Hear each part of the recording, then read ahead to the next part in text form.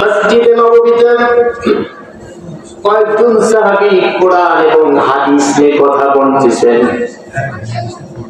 এমন সময় মুহাম্মদ রাসূলুল্লাহ সাল্লাল্লাহু আলাইহি ওয়াসাল্লাম সেখানে উপস্থিত হয়ে গেলেন। সুবহানাল্লাহ। নবীজি সাহাবীদের সামনে উপস্থিত হয়ে মুস্কি মুস্কি হেসে দিলেন। আমার রাসূল কখনো একটু হাসি দেন নাই। আমার রাসূল যখনই হাসতেন মুস্কি হাসি দিতেন। রাসূল যখন সাহাবীদের দিকে তাকিয়ে মুস্কি মুস্কি হেসে দিয়েছেন, সব ওইখানে যেগুলো সাহাবী ছিল সবাই তাদের কথাগুলো বন্ধ করে দিয়েছে। নবীজি এই মাত্র যিনি মুস্কি মুস্কি হাসতেছিলেন, এমন কি কারণ হলো রাসূলের হাস্যোজ্জ্বল মুখটা মলিন হয়ে গেল। হাস্যোজ্জ্বল মুখটা কালো হয়ে গেছে, মানে একটু বেজার হয়ে গেছে মুখটা।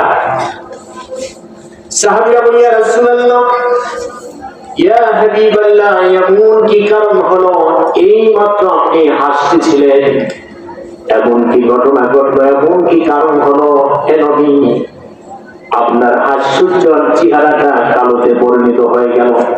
নবীজি বলেন, সাহাবীরা শোনো, আমি যা দেখতে পাই তোমরা তা দেখতে পাও না, আমি যা শুনতে পাই তোমরা তা শুনতে পাও না। সাহাবীরা বলেন, ইয়া রাসূলুল্লাহ, এমন কি কারণ হলো, এমন কি বিষয় আপনি দেখলেন? নবীজি বলেন, সাহাবীরা যখন কোরআন এবং হাদিসে তোমরা কথা বলতেছিলে আমি দেখতে পেলাম আল্লাহ রাব্বুল আলামিনের রহমতের ফেরেশতাগুলো নিজেদের ভিতরে প্রতিযোগিতা করে, একে অপরের ভিতরে প্রতিযোগিতা করে তোমাদের উপর রব্বুল আলামিনের রহমত বর্ষণ করছে।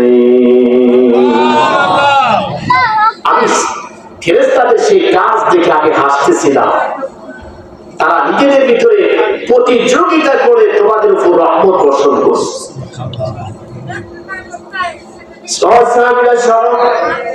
যখনই তোমরা কোরআনের কথা বন্ধ করে দিয়েছ, ইসলামের কথাগুলো বন্ধ করে দিলে, আমি দেখতে পেলাম সেই ফেরেশতাগুলো আর তোমাদের উপর রহমত বর্ষণ করছে না।